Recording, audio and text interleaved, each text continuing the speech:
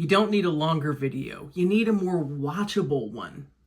Well, what the heck does that mean, Diane? Well, some people will make a 20-minute long video, and when they go back and look at their analytics, they see that 90% of their people were gone within the first minute.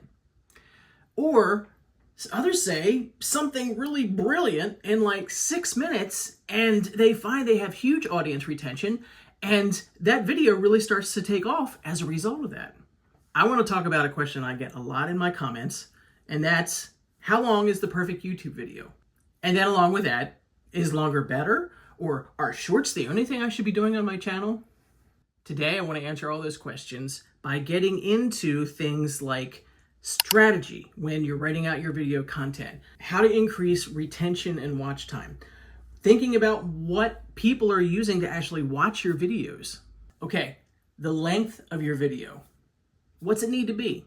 There is no right answer to this question because it depends on 1,000 different scenarios. So if you are doing a tutorial and you're really going in depth of kind of really showing how to do something and it's a complicated thing, you need time to explain it. If you're talking about a niche topic that is something that really people need to get some specific instruction, some examples, some stories told of what your experience has been with it, they're going to benefit from you sharing more information, and likely they're going to keep on watching because it's of value to them. However, if you are doing a video on how to clean out your kitchen junk drawer in 3 steps, it doesn't need to be 20 minutes long. It's 3 succinct steps that give people the information that they're looking for, and they'll watch your video, and hopefully when that one's done, they're going to be like, okay, I'm going to watch another one, because they got value and they didn't feel like their time was wasted. Let me share with you a brief message about how you can actually save a lot of time by creating more content from videos that you've already made and posted. And that's by very easily creating high quality shorts from your long form videos by using Nexus Clips. If you've already posted a long form video on YouTube, with just a couple of clicks on nexusclips.com, you can easily come up with a collection of shorts to post with no additional work on your part. You don't have to pore through your videos trying to figure out what part should I clip out, what's going to be the best. Nexus Clips runs through all that and does it for you in seconds. Plus, it will even rank the shorts that it creates based on its AI technology as to which ones are most likely to generate higher interest and potentially even go viral. From that newly created list of shorts, then you can pick the ones that you want, and if you need to touch them up a little bit in that included editor, you can do so, but most of them come out fine. And then let Nexus Clips go ahead and transcribe the video and come up with captions and post them. Now, why is that important? Because the vast majority of people that watch YouTube Shorts do so with no audio. So having captions on your video is likely to keep their attention. Then post those shorts on your channel, and hopefully it helps to push your content out to a larger audience of viewers. Nexus Clips makes all of this super simple to do, and you can accomplish it all in just a few minutes of time. So the video you're watching is all about time on YouTube, and it makes perfect sense to me to thank our video sponsor, nexusclips.com, for giving a great way to save time in what you're creating so you can easily create YouTube Shorts and also have those clips to be able to use on TikTok and Instagram too. If you're looking to go that route, I encourage you to use what I use, nexusclips.com. And because of your kindness in watching this video, in my video description below, you'll find a link so that you can get a discount. All you need to use is the discount code Diane. Video length is defined by the amount of value that it gives to your viewer. If it takes time to get your point across, then do it. Don't pad it. Don't stretch it out unnecessarily. Keep giving highly valuable information in each section of your video, but take as long as you need to make the point so that the person who views it feels like, okay, I get it, and it was a good explanation. But if you don't need that time, don't put them through it. Viewers, you are sharp. You don't need to have things that are padded in just to keep you going. You have the option to leave this video at any time, which I hope you won't before the end because I hope this is valuable. But you can click off at any time, and then as the video creator, you see that show up in your analytics, that people jumped out and didn't really go through the rest of it because something about them was saying, this isn't worth my time. Does YouTube reward longer videos? I'm going to say no. What they actually reward is the amount of time that people spend watching that video. Doesn't have anything to do with the video length. It has to do with the video interaction. Retention, meaning keeping your viewer there watching your video, is absolute key in this whole question. So are there ways that you can actually boost that retention? Yeah, and I've had good luck with several of these. I think your hook has to be very important in the beginning. Remember, those first 15 seconds of your video are absolutely crucial. If someone's not captivated to want to keep watching within that amount of time, you don't have to worry about the rest of the video. They're already gone. Then there's practical things you can do with the script and how you're writing out your video. Eliminate the fluff. Don't waste time. Put in stories and examples that are going to keep capturing attention, maybe in a different sort of way. And then it's best if you actually keep your energy up in the video, because who wants to sit and watch something like that all the time? You want to feel like actually you're engaged as you're speaking. So your viewer wants to keep paying attention just because of that. As you're editing, you can put in things like pattern interrupts. And that's instead of just watching me the whole time, you have B-roll clips that come in. So all of a sudden there's a different image that comes on. Even in how you're speaking, you can all of a sudden stop and just inject a little bit of humor here, or make fun of yourself in something too, because it just kind of holds the whole thing of how you're speaking in your video, takes a turn and captures attention that way. And then a practical thing for when you're actually loading your video after it's done that I find to be really effective is actually putting timestamps in your video. Now, I once thought, well, I don't want to put that on because I don't want to give the incentive for somebody to skip around. Well, the incentive for someone to skip around actually keeps them on my videos longer. So I'm watching the video and I write down the times of when different chapters or different topics start within my videos. Then I note that in my description and either put a little chapter name or something that describes that. So people will see that in the bottom, along the timeline at the bottom, you can see that there's little dashes where these new chapters start. And there are a lot of people who will skip to the beginning of the next one. Then if that still doesn't ring their bell, they skip to the next one. But instead of diving out of the video completely, it's giving an incentive to keep going.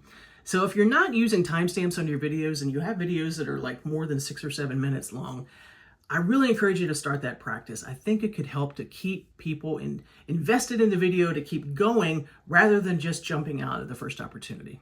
All right, next one. Your audience defines a whole lot about what kind of videos that you want to make. As you keep posting videos, you'll see what their viewing habits tend to be. And you'll see how they're actually watching your videos. And that's more key than I ever thought it would be. Now, I'm just picturing that as you watch my videos, you've poured yourself a very pleasant cup of tea, and you're sitting on your sofa, and perhaps you have whatever device in front of you, and your full attention is devoted to me, right? Of course not. I'm not that stupid. I know you might have 3 screens going at once. I know you might have your tablet sitting there, and you're making dinner, and you're just watching some videos in the meantime. Or I know that you could be lying down on your couch with your remote pointed to your smart TV and you pull up YouTube and you are in for it to be able to watch a longer video then because you're relaxed. You don't feel like, messing around with your remote to go to the next one. TV watching and that phenomenon with YouTube has really changed things in the last year, even especially with the numbers skyrocketing of the amount of people that are watching televisions to be able to watch YouTube videos. And that is affecting that viewing habit just so tremendously. But then flip that on its head. If you're sitting there watching it on your phone, which I know from my analytics, the bulk of my audience generally is watching on the phone. It's kind of like a 3-way tie sometimes between phone, computer, and TV. But if you're watching on your phone, there is a much higher chance that you're going to just use that thumb and scroll up and go to the next video if something just starts to go, I don't care anymore. So I define those things so you see that different devices mean different expectations of what you can have with your audience. TV viewers, they're watching YouTube like they're watching Netflix. So something longer with a lot more explanation might be something that they're into because of almost the posture that they're in. Now, watching on a desktop or a laptop, that often means that you are maybe a little bit more focused. You might have it sitting on your desk and you're actually learning and maybe even taking some notes on some things that you're watching. And again, if you've got a lot of viewers on your phone, you need to tighten that content up because they are ready to bail at any second. Don't waste time. Once you can see the pattern that develops of how the majority of your viewers are watching your content with what device, that really helps you to learn how to structure your videos and even how long to make them. Every YouTube video typically has one of four purposes: to teach, to entertain, to encourage or inspire, or to challenge. And honestly, you can accomplish any one of those things in 4 minutes or less without much of a problem. If you keep your energy up, if you keep those hooks going to keep the attention, and you're actually delivering value. In the same way, you can bore someone to death in 18 minutes. It's not about the time spent, it's about the experience shared. So be intentional, respect your viewers' attention, and see what happens. And speaking of see what happens, you really can see what happens by diving into your YouTube analytics. So let me just show you a couple charts here so you know a little bit more what to look for. Once you're inside YouTube Studio, you're going to go to Content, pick a video, and then look at the analytics on that specific video. Look at how long the viewer stayed. Maybe see some of those points where they dove off. Then compare that video length to your average view duration so you can see how it compares with the rest of the videos that you've posted. Once you have several videos in place, you're really going to start to see patterns emerge. Are people generally watching for 5 minutes? Are they watching for 10 minutes? Are they hanging in there for your long ones because they're actually getting something for it that's keeping them going? Once you see some of those numbers emerge, the goal isn't just to copy and repeat, it's to see the patterns, take the successful ones, and keep putting them in place. Maybe your 9-minute long explainer videos do better than your 14-minute ones. Look for the patterns that emerge. Think about what it was about that video that might have put that into that higher time watched category, and try to replicate those things and see if you can keep that pattern going much more than the content of it. Now, there's often a question in YouTube world about the magic number of 8 minutes for a YouTube video length. Now, why is that? If you have an intention to profit from your channel through the YouTube Partner Program, you have to be invited by having 1,000 subscribers and more than 4,000 accumulated watch hours over the last year. So once you would get into that program, you have the opportunity to monetize your videos. And an 8-minute long video means that you could put what are called mid-roll ads in your video. Now, if you just think about your own YouTube viewing experience, you know that you often see ads that come up at the beginning of a video. And then when the video, if you make it to the end, you're going to see ads roll up from that too. If you are the person with that monetized channel and you have ads come up in the mid-roll parts of your video, you will get a portion of the profits of that. Now, that's not to say that you won't see videos pop up on your videos before you're monetized, because that's just YouTube. They're going to put in ads. It's their platform. They can do what they want. But if you have your monetized channel, you will get a portion of the profits from those mid-roll ads then.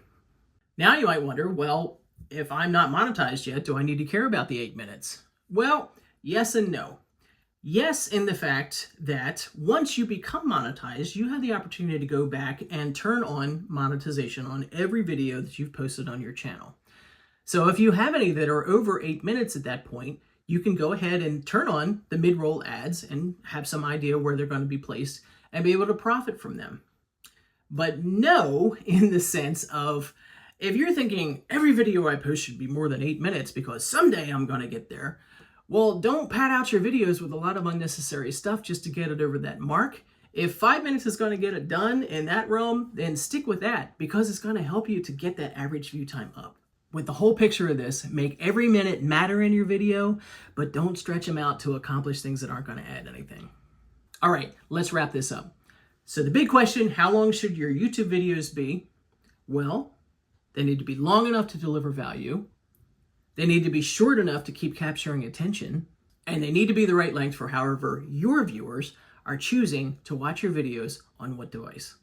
YouTube is not looking for long content. It's looking for good content. Your viewers aren't looking for a certain length. They're looking for value. So as we continue in our YouTube journey, I think we learn over time the types of lengths that our viewers want and the types of lengths that we can produce information that's good and valuable, but not too filled with fluff. That's where we want to end up. Hey, if you've made it to the end, this is a good length video for you, and I appreciate that. Thank you so much for watching. I'd love if you would subscribe so we can keep on talking. And once again, I had this video that talks about the 5 different types of YouTube videos, and hopefully that can help you to strategize a little bit more about what you're creating for your audience with the types of video that you put out.